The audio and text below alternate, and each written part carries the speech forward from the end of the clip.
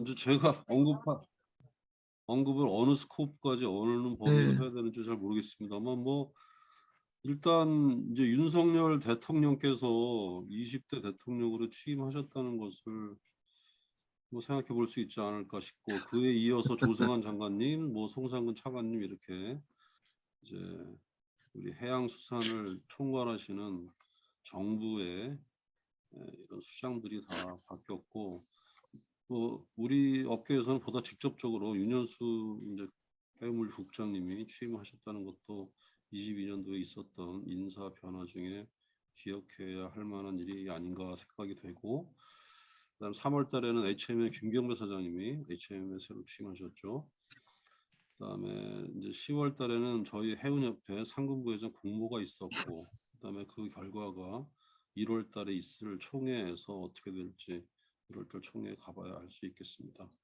그다음에 저희와 좀 관련이 있다고 할 만한 데는 뭐 해기사협회 회장님도 이제 그 공모가 진행 중이거나 아니면 이제 공모를 앞두고 있는 상황인 거고, 해상노련 위원장님도 마찬가지로 공모를 앞두고 있는 것으로 알고 있습니다. IMO 사무총장님도 지금 공모 기간인 걸로 알고 있고요. 뭐 많은 변화가 있을 것 같습니다. 뭐 이런 정도가 언뜻 떠오르는 그런 정도라고 생각이 됩니다. 이상입니다. 예, 감사합니다. 그 상무님, 해운협회 그 변호사 채용하는 건 언젠가는 한번 이제 시도하셨는데 지금은 변호사는 없는 거죠? 해운협회. 예, 현재 재직 중인 변호사는 없습니다. 근데 뭐 예. 글쎄요, 없습니다. 예, 예, 예, 감사합니다. 그다음 그 이종덕 박사님. 네, 물류는 인적사항 그냥 넘어가도록 예, 하겠습니다. 예, 알겠습니다. 예, 그다음에 그 정문기 박사님. 예, 화주 쪽에 뭐 특별한 동향이 있나요? 예, 아마 화주 쪽도 아마 그럴 것 같고, 다음엔 그 강동아 예. 저 부장님이 좀 예. 보험업계 쪽 이야기 좀 해주시면 좋을 것 같아요. 예, 말씀드리겠습니다. 포함해서. 간략하게 말씀드리겠습니다. 예, 뭐 잘 아시겠지만은 저희가 이제 리만 사태부터 이제 코비드-19 유행 전까지는 해운 산업이 장기간으로 불황이었습니다. 해상보험 시장도 마찬가지였고요. 그래서 지속적으로 규모하고 조직이 축소됐었는데, 그러한 결과로 주니어급 해상법무보험 전문 인력들을 좀 적절하게 양성하지 못한 현실입니다. 그래서 지금 실제로 코비드-19로 인해서 해운 산업이 좀 호황기에 접어들면서 해상 법무보험 관련 업무의 수요가 상당히 좀 증가하고 있습니다. 그럼에도 불구하고 지금 당장 업무를 수행할 수 있는 이제 경력을 가진 직원들이 부족해서 선사뿐만 아니라 보험사들도 이제 경력직, 주니어직급 경력직 위주의 채용을 계속 진행하고 있는데, 예, 뭐 저희가 양성을 하지 못한 결과로 해당 경력을 가진 대상자가 없어서 채용에 좀 어려움을 겪고 있습니다. 근데 한편으로는 그런 채용 과정에서 이제 중소형 이제 회사의 해상 법무보험 경력자들이 그러니까 좀 대기업이라든지 상대적으로 큰 기업으로 이직하는 현상이 좀 발생을 하고 있어서 중소형 회사의 해상 법무보험 전문 인력 유지에 조금 어려움을 겪고 있는 것으로 확인이 됩니다. 그래서 이러한 현상 자체가 한국뿐만이 아니라 해외 보험 시장도 마찬가지라고 합니다. 그래서 해외 보험 시장에도 이런 인력들이 좀 경력을 가진 인력들이 부족하다 보니까, 예, 뭐 아시아계, 그러니까 특히 영국 보험사 같은 경우는 이제 한국 뭐 중국 직원들도 좀 채용을 하고 있는 것 같습니다. 그래서 장기적으로 봤을 때는 이제 선사 보험사들이 좀 해상 법무보험 업무에 애정을 가지고 전문적으로 좀 배울 의지가 있는 신입 직원들을 좀 채용하는 방법밖에 없을 것 같고요. 그렇게 해서 좀 전문 인력을 육성할 수 있는 좀 기반을 갖추는 게 좀 필요할 것 같습니다. 그래서 참고로 코리아 피아노 클럽 같은 경우는 저희 회사는 이제 올해 3명의 신입 직원을 좀 채용을 했었고요. 앞으로도 좀 신입 사원 채용을 늘릴 계획입니다. 아마 선사도 마찬가지 계획을 가지고 있으실 것 같은데요. 그래서 뭐 지금 뭐 업계에서 이동은 뭐 팀장님급들 이동은 없으신 것 같고, 이제 주니어 직급들이 아까 말씀드린 대로 좀 이제 선사에서 손해보험사로 경력직으로 채용돼 가시거나, 손해사정회사에서 근무하시던 이제 검정인들이나 손해사정사들이 손부사에 이직하거나, 작은 회사에 저 해상보험 전문 인력들이 조금 큰 회사로 이동하는 경향이 있는 것 같습니다. 예, 이상입니다. 예, 예, 감사합니다. 혹시 박영준 교수님 뭐 특별히 하실 말씀 있으신가요? 아, 예. 뭐 인적 이동에 대해서 뭐 예. 특별한 거는 없는데 그 해상법을 연구하는 양 학회 회장님이 모두 바뀌었습니다. 아, 예. 그 지난 4월 달에 한국해법학회 회장으로 윤석희 변호사님께서 새로 취임하셨고요. 윤석희 회장님께서는 한국여성변호사회 회장을 지내신 저명한 해상 및 보험 관련 전문 변호사십니다. 또 그 한국해법학회 역사상 최초의 여성 학회장이시기도 합니다. 그래서 최근 늘어나는 여성 법조인들이 윤 회장님을 통해 해상법 연구에 많이 유입되기를 기대하고요. 그다음에 5월 달에는 한국해사법학회 회장으로 한국해양대의 홍성화 교수님이 취임했습니다. 그래서 홍성화 교수님은 이제 상대적으로 좀 나이가 젊으시기 때문에 해사법 분야의 젊은 신진학자들이 활발한 활동을 할 수 있도록 그 학회가 기능하겠다고 그렇게 포부를 밝히셨습니다. 그다음에 고 배병태 박사님께서 남기신 기금을 바탕으로 수여되는 해인상 한국해법학회 학술대상인데요. 제2회 수상자로 정병석 변호사님께서 선정이 돼서 시상을 하셨습니다. 그 변호사님들 이동사항은 아마 김재희 변호사님께서 발표하실 것 같습니다. 네, 이상입니다. 예, 감사합니다. 장세호 실장님 혹시 예. 저요. 네, 저는 뭐 간단하게 뭐 말씀드릴게요. 뭐 특별한 건 없는데 일단 산업은행의 수장이 바뀌었다는 거, 그리고 수출은행 수장도 바뀌었습니다. 그리고 이제 말씀드리고 싶은 게 뭐 특별한 건 없는데요. 우리 교수님, 우리 교수님이 대우조선의 사이이사로 계시고요. 그리고 정우영 변호사님이 HM의 사이이사로 계시죠. 올해부터 이제 채용이 돼서 활동하고 계시고요. 그리고 교수님 요번에 뭐 다시 해수부 자문위원으로 위촉되신 걸로 어제 얘기 들었는데 그러시죠? 예, 예. 예, 그렇습니다. 어쨌든 뭐 역할 좀 많이 해주시고 저희 산업은행 관련해서 이슈가 하나 있긴 한데 저희들이 조직이 저희 산업은행이 뭐 부산 이전 이슈는 있는데 그걸 얘기할 수는 없고요. 부산 지역에 이제 해운 부분을 한 실이 더 확대가 됩니다. 지금 부산에 보면은 해양금융실이 있는데요. 1실이 있는데 해양금융 2실이 하나 또 추가적으로 구성이 됩니다. 그래서 그쪽에 아마 인원이 좀 증가될 예정이 있습니다. 예, 저는 이상으로 마치겠습니다. 예, 예, 감사합니다. 뭐 제가 하나 또 추가하면은 그 우리 고려대학교 해상법 연구센터의 그 연구 교수였던 이형균 박사가 한국법학원의 연구위원으로 가서 지금 활동하고 있고요. 그리고 고려대학은 김홍각 박사가 이제 그 연구 교수로 다시 들어오게 되었고 이동해 박사님이 이제 부소장으로 또 영입이 되었습니다. 그렇게 말씀드리고요. 그다음 김재희 변호사로부터 이제 법조 동향을 좀 듣도록 하겠습니다. 좀 부탁드립니다.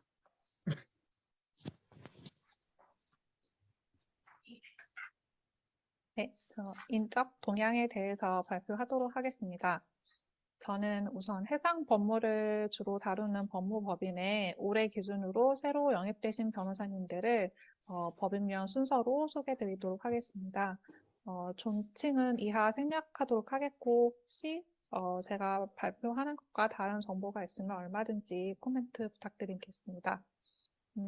우선 법무법인 태평양의 김재희 변호사가 영입이 되었고요. 그리고 법무법인 광장의 박영재 변호사, 법무법인 선율의 탁병모 변호사, 김연수 변호사가 영입이 되었습니다. 법무법인 세경의 정혜덕 변호사가 합류를 하셨고 또 김하진 변호사가 영입이 되었습니다. 법률사무소 지현의 송민정 변호사, 김지윤 변호사, 그리고 법무법인 지평의 권세라 변호사가 새로 영입이 되었습니다. 내년에도 이제 해상 로펌에 많은 인재들이 활발하게 영입되기를 기원합니다. 그리고 다른 인적 동향으로는 뭐 크게 말씀드릴 것은 없지만 이제 코로나19가 이제 감소세에 접어들기는 하였으나 이제 여전히 이제 장기화가 되면서 로펌도 마찬가지로 어떤 재택근무라든지 특히 이제 고객과의 화상 행위가 많이 일상화가 되었고 내부 회의도 이제 화상으로 진행하는 경우들이 좀 많이 일상화가 된 것 같습니다. 인적 동향을 약간 간단하게 마무리하도록 하겠고 내년 전망에 대해서 다시 발표하도록 하겠습니다. 예, 감사합니다. 예, 김재희 변호사님 대단히 감사합니다. 그러면 이제 2라운드는 이걸로 마치고요. 우리 그 이종덕 그 박사님이 또 회의에 들어가기 때문에 이종덕 박사님, 자 3라운드 2023년을 전망해 주시기 바랍니다. 3년 전망에 대해서 먼저 발표를 드리겠습니다.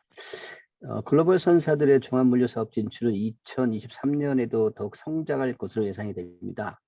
이들이 지속적으로 이제 항공기 구매와 창고 설립 등 종합물류 사업 분야에 대한 투자 확대 계획이 있고, 특별히 대형 화주와는 항공 운송이나 창고 보관 서비스 진출을 위해서 해상 운송 운임을 인하하는 트레이드 오프 전략을 취하고 있어서 대형 화주와는 어떤 면에서 서로의 필요를 채워주는 그 윈윈 전략이 될 것으로 생각이 됩니다.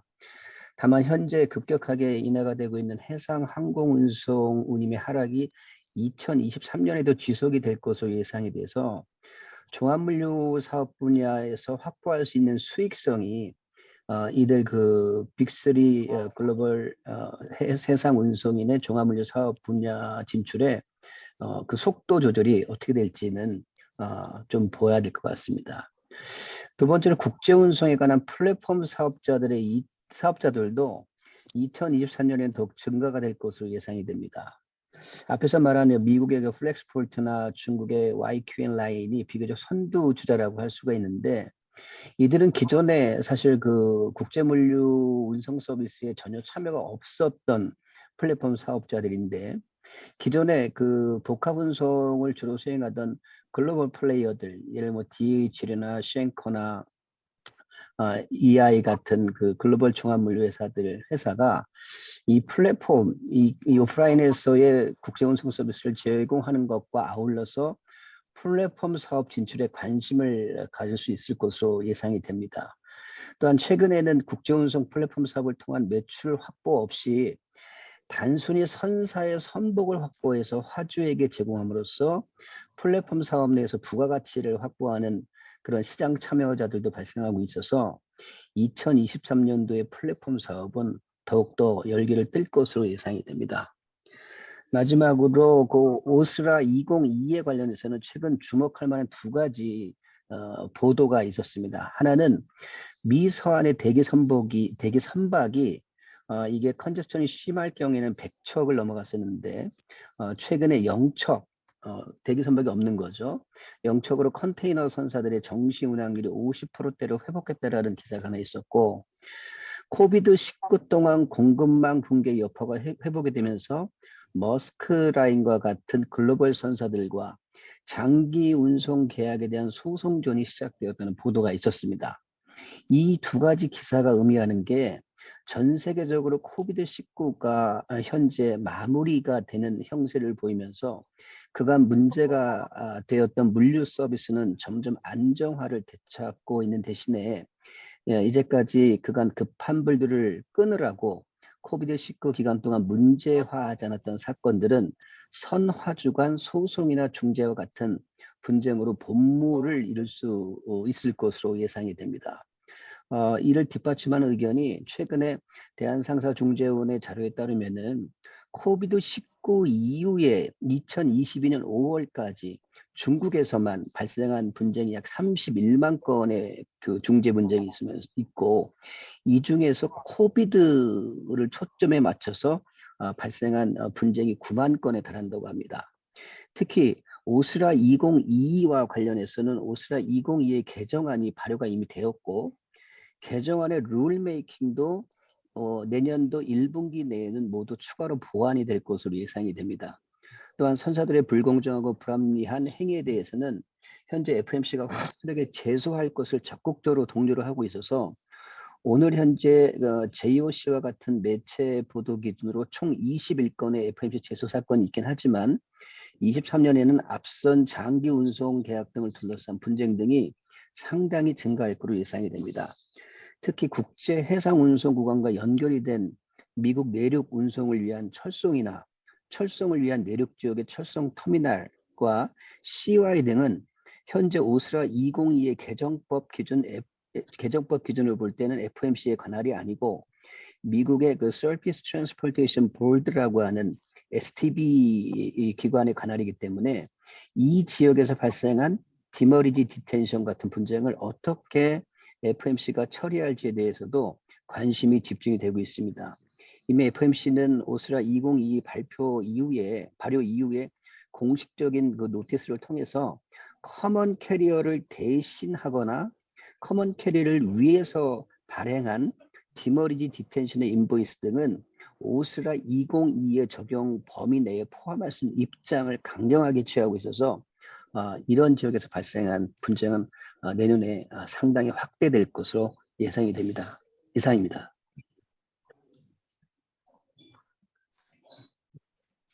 예, 감사합니다. 예, 그러시면 조봉기 상무님 혹시 내년을 좀 전망해 주시겠습니까? 네, 뭐 처음에 말씀드렸듯이 시황을 전망한다거나 그런 건 아니고요. 법이나 제도의 어떤 변화가 있을까 뭐 그런 쪽에서 말씀드리겠습니다. 아무래도 뭐 여러분이 그 중복적으로 말씀 주신 이 컨선사 공동회의에 대한 행정수정이 내년부터 이제 본격적으로 진행이 되면서 공방이 오갈 것으로 예상이 됩니다. 이와 관련해서 한 가지 더 말씀드릴 게 있다면 지난번 공정위의 조치가 과징금 내지는 시정 조치 이렇게 되어 있었거든요. 그러니까 이제 검찰에 고발하는 조치가 있는데 검찰에 고발하는 조치는 내리지 않았습니다. 근데 이와 같이 검찰에 고발하지 않았을 경우에 우리 같은 경우는 이제 중기부가 검찰을 고발해야 되는 거 아니야? 고발이 필요한 거 아니야? 이렇게 검토를 하도록 돼 있어요. 그래서 중기부에서 그걸 검토하는 심의위원회가 아마 내년 1사분기 아니면 상반기쯤에 심의위원회를 개최를 해서 고발을 할 필요가 있는 건지 안 해도 되는 건지 이런 것을 아마 따질 겁니다. 그런 일이 아마 내년 초에 있지 않을까 생각이 되는 일이 없도록 저희 협회에서 활동을 하려고 하는데 뭐 할 수 있는 활동이 제한적이긴 합니다만 그런 노력을 하려고 합니다. 그다음에 안전운임 제도가 이제 올해 이렇게 그냥 일몰 없이 끝나게 되면 화물연대가 가만히 있지 않을 것이고 그럼 뭔가 내년도에 뭐 화물차 안전운임 제도를 대신한다거나 아니면 그거를 보완한다거나 뭐 이런 제도에 대한 사회적인 논의가 어떻게 생각하면 격렬하게 일어날 수도 있고 뭐 그렇게 해서 그런 얘기가 심각하게 있지 않을까라는 생각이 듭니다. 그때도 저희도 이제 여러 각계의 의견을 들어서 우리 회원사 의견을 들어서 적극적으로 우리 입장을 대변하려고 생각하고 있습니다. 그다음에 처음에 말씀드렸듯이 우수선화제 인증제도가 이제 일몰을 넘기는 선에서 그냥 내년부터 3년 동안 또 시행되는 선에서 연장이 되었습니다. 내년도에는 이거를 좀 우수 화주가 세제 혜택 받는 그 비중을 좀 높여야 됩니다. 그래서 높여서 많은 화주들이 국적선 이용에 적극 나서도록 해야 되는 그런 변화를 저희들이 일으키려고 노력할 것이고요. 그다음에 현재는 컨테이너 전기선 분야만 해당이 되는데 부전기선 분야에도 우수 화주, 우수 선주가 지정될 수 있는 제도를 확대하려고 추진하고 있다는 점을 말씀드려야 될 것 같습니다. 그다음에 정부가 발표한 110대 국정 과제가 있습니다. 그 과제 중에 해상 교통망 구축이라는 과제가 있습니다. 그래서 이것을 위해서 해상교통망 법이 아마 내년도에 제정이 추진되지 않을까 싶은데요. 그렇게 되면 뭐 풍력 단지라든지 대형선이 지나다닐 수 있는 해상 항로라든지 이런 것들을 전반적인 논의가 이루어지고 아마 법에 대해서 여러 가지 협의가 있을 것으로 생각이 됩니다. 그때에도 저희 업계의 입장을 저희 협회가 적극적으로 대변토록 하겠습니다. 마지막으로 한 가지는 뭐 그냥 저의 예상인데요. 우크라이나 전쟁, 뭐 그전에 요소수, 뭐 여러 가지 서플라이 체인이 우리나라에서는 특히 중요하다라는 사회적인 인식이 많이 확산된 것 같습니다. 그래서 뭐 유럽에서의 LNG 가스는 파이프로 뭐 운송을 하다가 파이프가 닫혀서 혼란을 겪고 뭐 값이 오르고 이런 어려운 점을 겪는데 우리는 파이프가 아니라 배로 에너지들을 다 수입하거든요. 이제 우리나라 입장에서 공급망을 안정화시키기 위해서 뭘 해야 하는가라는 아마 제도나 법이나 이런 논의가 또 내년에 있을 것 같습니다. 저희는 뭐 적극적으로 에너지 수입하는 서플라이 체인을 스테이블하게 가져와야 된다. 그러기 위해서는 국적선을 많이 활용해야 된다. 이런 입장을 견지를 할 예정입니다. 이런 정도가 내년에 있을 법이나 제도상에 있어서의 예상되는 변화가 아닐까 싶습니다. 이상입니다. 예, 조봉기 성우님 좋은 말씀하셨습니다. 마지막에 그 부분에 대해서 저도 좀 추가를 좀 하겠는데요. 사실 이제 그 공급망 그 문제가 우리가 해운에서 비롯된 것이라고 저는 생각을 했는데, 그게 이제 그 미국을 중심으로 이렇게 하다 보니까 서플라이 체인이라는 게 이 원료를 자국에다가 이제 그 공급을 이제 제대로 받는 쪽으로 어떻게 수송을 해 오느냐, 이것보다도 이제 그 뭐 자동차를 만드는 것을 자국에서 만들도록 한다와 같은 원료를 확보하는 쪽에만 포커스를 맞춰가지고 우리나라는 이야기를 하는 것 같아요. 근데 미국에 또 미국에서도 그렇게 보는지 모르지만 그 논의의 포인트가 이게 이제 원료를 확보하는 것 플러스 수송, 이 두 가지 같이 가야 되는데, 지금은 이제 우리나라는 언론 같은 걸 보면 이제 그렇지 않은 것으로 이렇게 보여가지고 조상물이 말씀하신 것처럼 우리가 이제 그 공급망 안정에는 반드시 이 수송이라는 것이 중요한 요소라는 것을 우리가 더 강조하면서 나가야 되겠다, 이런 생각이 듭니다. 자, 다음은 강동화 부장님, 말씀 부탁드리겠습니다. 예, 이제 해상보험 분야 간략하게 전망 보도록 하겠습니다. 예, 올해는 앞에 말씀드렸듯이 예년에 비해서는 좀 대형 사고가 줄어드는 효과가 있었습니다. 그래서 전체적으로 해상보험 손해율은 조금 개선이 된 것 같습니다. 그럼에도 불구하고 예, 여전히 낮은 수준의 보험료, 그다음에 사고의 증가, 그리고 선박의 대형화됨에 따른 이제 계속해서 이제 대형 사고의 위험성이 잠재되어 있다 보니까 이제 해상보험 수익성 악화 문제가 계속 나오고 있습니다. 이제 이런 결과로 이제 다수의 해외 재보험자들이 해상보험 사업에서 철수하고 있습니다. 이제 그 결과로 따라서 이제 재보험료가 인상되고 그다음에 비용들이 증가되면서 아마 2023년 내년에도 해상보험자들이 보험료 인상은 불가피해 보입니다. 그래서 좀 구체적으로 P&I 보험을 살펴보면, 그러니까 현재 기준으로까지 발표된 이제 P&I 보험자들의 내년도 보험료 인상 이제 발표 안에 따르면 여전히 7.5%에서 10% 수준의 제너럴 인크리지를 발표를 했었고요.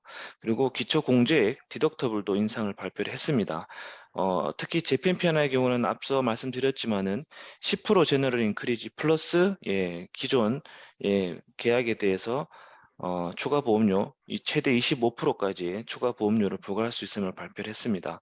코리아 P&I 클럽 같은 경우도 뭐 아직 확정되지는 않았지만 10% 정도의 제너럴 인크리지를 적용할 예정이고, 동시에 수익성 개선을 위해서 지금 저희가 이제 한국 선주들에게 제공하고 있는 크루 온리 커버, 그러니까 선원만 담보하는 보험 상품에서는 사업을 철수할 예정입니다. 그리고 해외 이제 고위험 선단, 그러니까 베트남, 중국 일부 고위험 선단에 대해서는 이제 안전 점검 절차를 좀 강화하고, 그럼에도 불구하고 개선이 없는 선대에 대해서는 갱신을 거부할 예정입니다. 그래서 그렇게 해서 좀 수익률 개선에 좀 박차를 가할 예정이고, 전 세계적으로 지금 논의되고 있는 그 무인화 선박, 자율운항 선박이 해상 보험에서도 좀 다루어지고 있는데요. 이게 양날의 칼처럼 보일 수 있겠지만은 현재 지금 P&I 클럽 입장에서, 보험자 입장에서 보면 지금 전 세계 사고의 한 40% 정도가 휴먼 에러 또는 선원 재해에 관한 것이라고 합니다. 그래서 만약에 무인화 선박이나 자율운항 선박이 도입이 돼서 그런 휴먼 에러나 선원 재해 상병에 대한 리스크가 줄어들게 되면 약 한 40% 이상의 보험료의 절감 효과가 있는 또 긍정적인 측면이 있다라고 분석된 자료가 있어서요. 아무래도 보험 업계에서도 무인화 선박 또는 자율운항 선박에 대한 개발이라든지 법령 준비라든지 보험 상품 개발이라든지 이런 부분들에 좀 적극적으로 참여할 것으로 예상됩니다. 예, 이상입니다.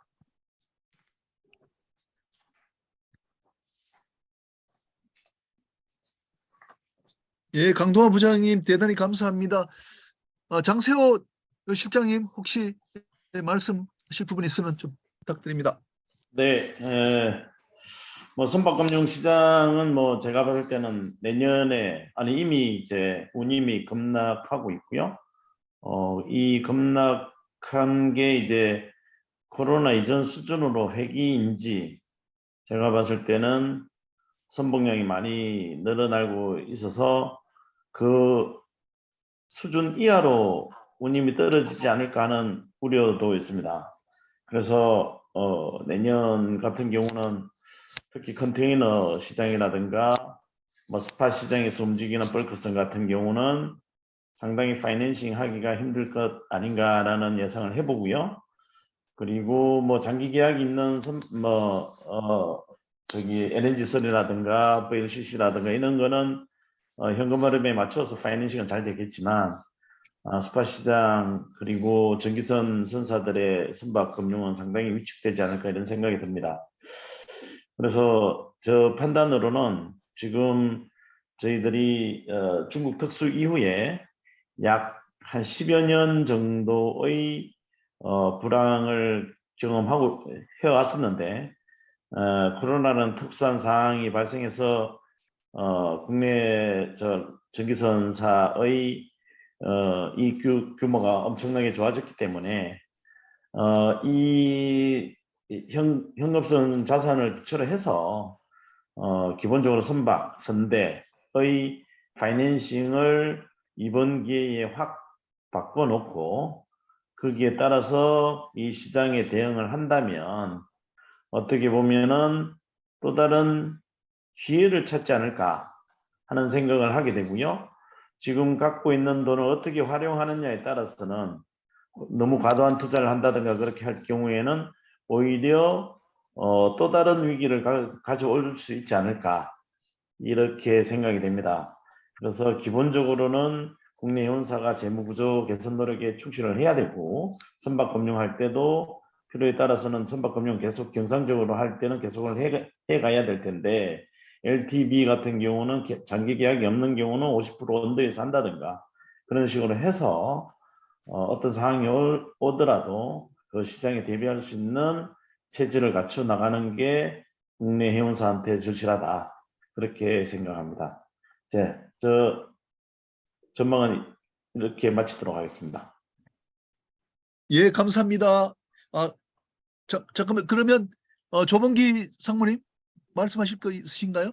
예, 제가 한 가지 꼭 강조해야 될 건 예. 빠뜨린 것 같습니다.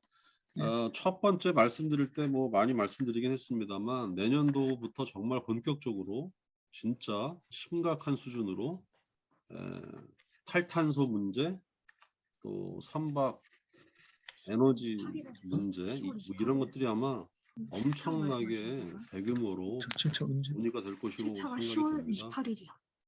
EEXI 많이 들어보셨겠죠? EEXI 뭐 현존선의 또 에너지 있을게요. 효율 등급. 그래서 배가 일정 스피드 이상 6차요? 못 내게 한다거나 아니 차는 프로펠러를 아니고. 개조한다거나 뭐 이런 일들이 본격적으로 이루어질 것이고요. 말씀드린 CII도 내년부터 이제 본격적으로 시행이 되면 모든 업계가 환경 문제가 전반적인 이 게임 자체를 뒤흔드는 중요한 팩터가 되겠구나라고 다들 아마 피부적으로 느끼시게 될 거예요. 그래서 법이나 제도나 여러 가지 지원이나 이런 것들이 환경, 친환경에서 앞서가지 않고는 이 국제 해운 시장에서 살아남지 못하는 환경으로 될 것이라고 생각이 되고요. 여기 계신 많은 분들이 그쪽 분야에 더 큰 관심을 가져주시기 바랍니다. 이상입니다.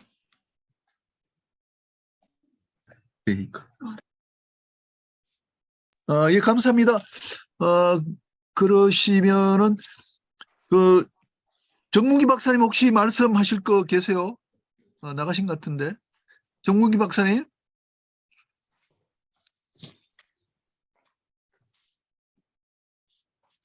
예, 정문기 박사님 없으시면요.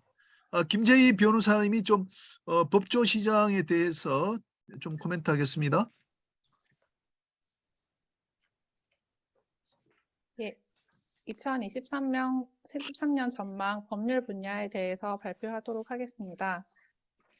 일단 법률 지금 분야에서는 7천만 나오고 있어요. 국정과제 중심으로 발표하도록 알겠습니다. 하겠습니다. 이제 윤석열 대통령이 올해 5월에 이제 취임해서 임기를 시작을 하면서 음, 110대 국정과제를 발표를 해야 하는데요. 그죠? 이제 해상 분야에서는 이거 크게 세 말고. 가지가 이게 좀 제시가 28일에 한 거고요. 되었습니다. 첫 그거 말고 번째로는 있거든. 이제 스마트 물류 산업, 특히 이제 뭐 스마트 항만 구축이라던가 아니면은 그를 통해서 해운 물류 산업의 경쟁력을 확보하고자 하는 것이 첫 번째 과제였고, 이제 두 번째로는 해상 풍력을 비롯한 에너지 신사업을 육성하는 것이 두 번째 과제로 제시가 되었습니다.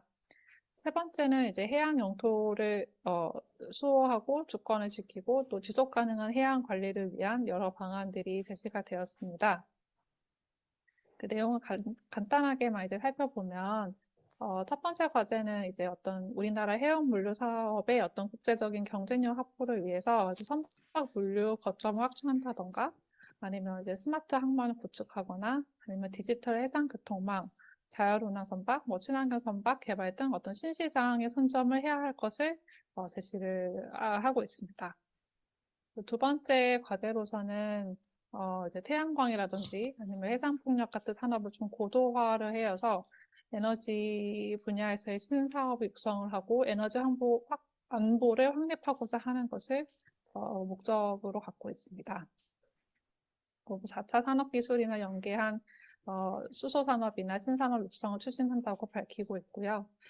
그리고 세 번째 과제로는 이제 해양 영토 수호인데, 어떤 우리나라의 어떤 해양 영토 역량을 강화하고 또 지속 가능한 해양 관리를 추진하기 위해서 구체적으로는 어업관리단 어업관리본부를 개편한다던가, 아니면은 좀 대형 어업 지도선이나 아니면 해경 함정을 증강 배치한다던가, 아니면은 이제 중국이나 그런 해양 주권 위협에 조기 대응하기 위한 어떤 플랫폼을 구축한다는 것을 구체적으로 제시를 하고 앞으로 추진해 나갈 예정이라고 합니다.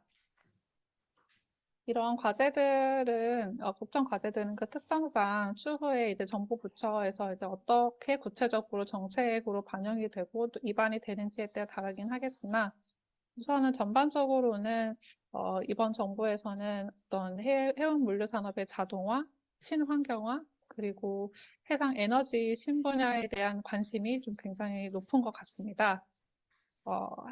이러한 분야에서는 향후 이제 이해관계자들 간의 논의가 어떻게 형성이 되는지, 특히 정책에 어떻게 반영이 되는지, 그리고 입법적, 행정적 단계를 어떻게 거쳐나가지에 대해서는 좀 지속적으로 모니터링 할 필요가 있겠습니다. 입법 분야에서는 이제 전면 개정이 된 국제사법이 올해 7월에 시행이 돼서 내년에 또 이제 어떻게 이제 판례들이나 그런 것으로 반영이 될지 그 기초가 좀 주목이 됩니다. 저번 좌담회에서도 발표 주제가 되긴 하였는데요. 이제 국제사법이 전면 개정이 되면서 국제재판 관할에 대한 총칙과 각칙 규정이 신설된 것들이 많았습니다. 특히 기존에는 이제 중거법 위주로 규정이 되었던 국제사법이 이번에 그 국제재판 관할에 관한 부분을 완비를 하면서 그 부분에 대한 어떤 완결성을 갖추었다라는 평가를 받고 있는데요. 특히 이제 해상 사건과 관련해서는 뭐 책임 제한 사건이나 아니면 공동에서 온 해난 구조에 대한 특별 관할 규정들이 신설이 되었고, 그리고 국제적인 그 당사자들이 많이 연루되어 있는 해상 사건의 특성상 가압류 관할이라던가 아니면 국제적 소송 경합 혹은 국제재판 관할권의 불행사 같은 그 국제사법 특유의 그 관련 규정들이 신설이 된 것이 실무적으로 영향을 많이 미칠 것으로 좀 예상을 합니다. 뭐 제가 알고 있는 범위 내에서는 아직은 이 개정된 국제사법이 판례화가 된 사건들을 많이 접하지는 못하였는데요. 아마 뭐 내년, 내후년 앞으로 몇 년에 걸쳐서 사건들이 많이 발생한다면 이러한 다양한 특별 관할 규정들을 통해서 이제 새로운 판례들이 선고가 되고, 특히 이제 우리나라 법원에서 좀 보다 많은 국제 분쟁들이 해결되지 않을까, 그리고 그에 따라서 또 판례들이 구축될 수 있지 않을까라고 예측을 하여봅니다. 궁극적으로는 이러한 이제 입법 분야의 어떤 움직임들이 이제 대한민국 법정이 이제 국제 해사 분쟁의 허브가 될 수 있는 그런 기회가 될 수 있기를 소망하여 봅니다. 네, 내년도 전망은 법률 분야는 여기서 마무리하도록 하겠습니다. 감사합니다.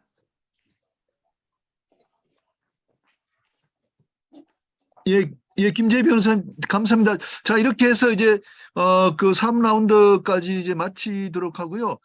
뭐 이와 관련해서 우리 이동해 고려대학교 해상법연구센터 부소장님께서 코멘트를 좀 해주시겠습니다. 좀 빠진 부분에 대해서는 또 추가도 해주시고 강조해야 될 부분은 또 강조도 해주시겠습니다. 부탁드리겠습니다. 예, 교수님, 잘 들리십니까? 예, 예, 잘 들립니다. 제가 그 해상법 연구센터에 들어와서 지난 9월부터 이 부소장을 일을 하게 됐는데요. 아마 교수님께서 전반적으로 이번 회고와 자담회에 한번 인사도 하라는 그런 측면에서 저보고 이렇게 발언 기회를 주신 것 같습니다. 감사드리고, 제가 이제 전반적으로 회고와 전망을 보면서 약간의 그 우리가 보는 시각의 어떤 시각 차이 내지는 온도 차이 이 부분이 가장 좀 드러난 게 물론 이제 우리 조봉기 사무님 말씀하셨지만 탈탄소 분야에 대한 논의가 아직까지는 좀 온도 차이가 있구나. 우리가 아마 조봉기 사무님께서 말씀하신 대로 내년부터는 이 분야가 법적으로든 또 실제로 경제적으로든 상당히 큰 이슈로 우리한테 다가설 것 같다. 또 다가서고 있다. 또 많은 그 외국계의 해운 관련인들이 이 분야에 대해서 어떻게 가냐. 우리는 그동안에 좀 웨이트 앤 시, 좀 지켜보자. 뭐 이런 전략이었다면 그쪽 유럽계는 분명하다. 이쪽으로 가는 것은 분명하다. 이렇게 답을 내놓고 대응 방안을 찾고 있는 것 같습니다. 그래서 그런 분야에 대한 저희 대응 방안이 좀 더 금융은 금융대로 금융 쪽에서도 뭐 이 부분에 대해서는 이야기는 하지만은 포세이돈 프린시플 정도를 아마 검토를 하고 뭐 이 부분에 대한 어떤 우리 가입 여부도 뭐 이 검토는 하지만 실제로 이제 이 부분에 대한 준비 과정이나 이런 것들이 필요하다고 보여집니다. 또 한 가지 이제 빅 이슈 중에 하나는 분명한 게 이제 그 HMM의 주인 찾기가 아마 내년에 아마 주된 이슈화 되지 않을까 이런 생각을 전망을 해봅니다. 저는 오랫동안 뭐 이 금융도 하고 또 해운업계를 바라보면서 저의 판단이나 저의 좀 바람으로는 이번 HMM의 주인 찾기가 한국 해운의 이 미래에 큰 분기점이 될 수 있다. 또 이 어렵게 지난 몇 년간 이 HMM의 선봉량을 확대하고 경쟁력을 갖추는데 뭐 정부, 뭐 기업, 업계, 협회 할 것 없이 모두가 이 관여를 했고 또 다행히 또 코비드 19이 와서 큰 한 2개년도의 이 영업 수익을 쌓았습니다. 그래서 이 부분을 토대로 해서 주인 찾기가 잘 되어야 한다. 잘 되는데 특히 국내 해운 기업이 이 HMM의 민영화 과정에서 관여가 돼서 우리나라도 해운 강국에 맞는 해운을 집중하는 해운에 이 몰입되어 있는 해운 그룹이 나오기를 손꼽아 기대를 해봅니다. 많은 사람들이 이제 그동안 우리가 벌어들인 돈을 어떻게 할 거냐, 우리가 그리스나 뭐 유럽계, 일본계처럼 역경기 투자를 어떻게 할 거냐 이런 이야기도 하는데요. 상당한 주의가 필요하고 특히 역경기 투자 때는 신규 뭐 확장 투자보다는 기존에 가지고 있는 선대의 교체, 리플레이스먼트의 친환경 또 고효율 투자를 하면 또 거기에 LTV를 낮춰서 하면 향후 해운 기업의 경쟁력 확보에 큰 도움이 될 것이다 라고 생각이 듭니다. 지난 올해 이제 있었던 카타르에 뭐 우리가 아주 이 금융도 잘 되고 아주 패키지로 딜이 잘 됐지만 한 가지 아쉬움이 있습니다. 이 민간 은행이 전혀 못 들어왔다는 거죠. 그래서 언제까지 우리가 이제 이 정책금융기관들만 소속이 모여서 지원을 할 것인가, 이 부분에 대해서 반성을 하면서, 원래 사실 우리 해상법연구센터에서도 여러 차례 이제 책도 발간하면서 이야기 주장했던 부분이 민간형 선주업입니다. 그래서 이 민간형 선주업에 대해서 여러 차례 학회에서도 주목도 하고 발표도 하고 했는데, 내년도에 이 부분에 대한 본격적인 어떤 이 시발이 있었으면 하겠다라는 생각이 들고, 단초로는 이 화주나 우리가 아주 강점을 가지고 있는 화주나 이 조선과의 협업을 통한 민간형 이 선접이 나오기를, 또 거기에 필요한 법적인 어떤 이 바탕을 또 해주기를 기대해 봅니다. 보험이나 여러 가지 이제 우리 해양을 이루고 있는 이 서비스 산업이 있는데요. 우리가 소위 이제 우리 해운이 이제 글로벌 산업이기 때문에 상당히 이제 경쟁력이 중요한데, 전반적으로 해양 클러스터의 경쟁력을 갖기 위해서는 부대 서비스의 경쟁력이 상당히 중요합니다. 근데 이걸 이제 로컬라이제이션을 하려면, 국내의 어떤 부대 서비스 프로바이더로 로컬라이제이션을 좀 많이 하려면은 우리 해운에서도 거기에 대한 좀 인큐베이터링, 어느 정도의 우선적인 또 활용이 필요하다. 그래서 국내의 부가가치를 좀 높이고 그러면 생산 가능한 부가가치를 해외 유출하는 부분을 좀 더 국내화하는데 각자 논의나 관심을 기울여줬으면 좋겠다라는 그런 생각을 해봤습니다. 예, 교수님 이상입니다. 예, 감사합니다. 이동희 박사님 정말 좋은 말씀 해주셨습니다. 특히 선주업 육성에 대해서 추가하시는데 이제 금년에 사실은 이제 학자와 업계에서는 이제 민간 선주사를 한번 육성해 보자 하는 논의가 이제 활발했고요. 이제 해양진흥공사는 이제 금융형 선주업을 좀 이야기를 하고 있습니다. 우리나라가 BBC HP 형태로 해가지고 이제 전부 자기 선박을 이제 오랜 기간 동안에 이제 할부로 성과를 갚으면서 소유하려는 형태로 우리가 주로 선박을 소유해 왔기 때문에 부채 비율이 높았는데, 그걸 좀 해소할 수 있는 하나의 방안으로 이제 민간 선주업이 이제 도움이 필요하다, 이렇게 이제 되어 있는 것이고요. 그래서 아마 내년에도 이 부분에 대해서는 좀 큰 토론이 있지 않겠나, 이렇게 생각이 듭니다. 그리고 이제 선박 부채 비율을 우리가 계속 좀 낮춰가면서 안정화로 가야 되겠다는 말씀은 대단히 좋은 말씀인 것 같습니다. 이렇게 하겠습니다. 혹시 좀 코멘트 하실 분 있으시면 한두 분 말씀을 듣고 마치도록 하겠습니다.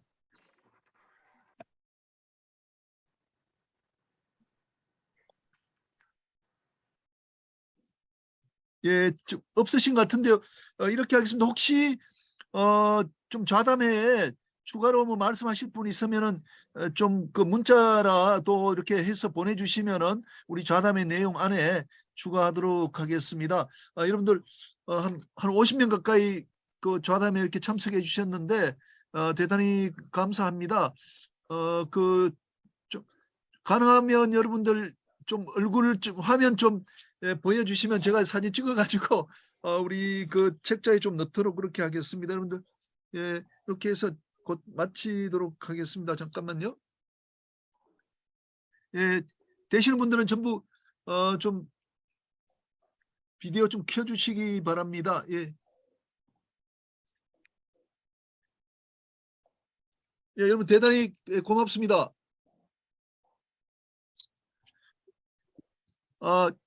이인혜 상무님, 네. 혹시 마무리 말씀 좀 해주시고요.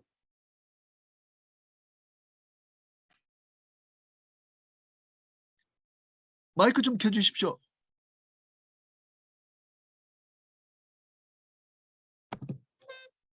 예, 오늘 자담회도 잘 들었고요.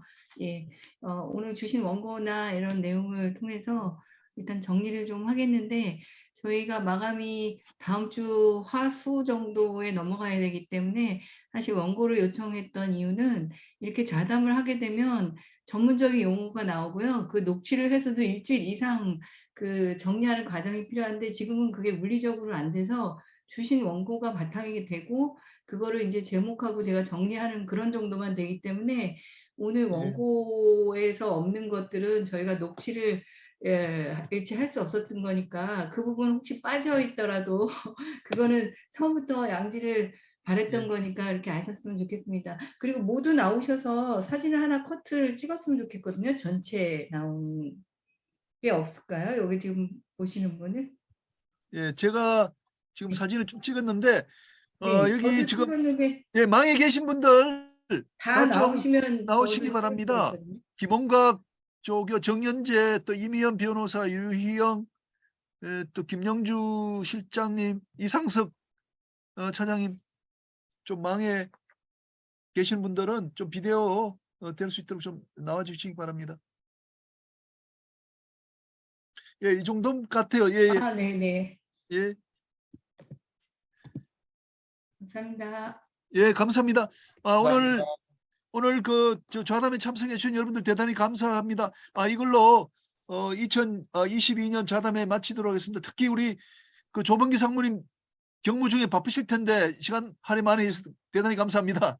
예, 감사합니다. 예, 마치도록 하겠습니다. 예, 수고 많으셨습니다. 예. 수고하셨습니다. 네, 수고했습니다.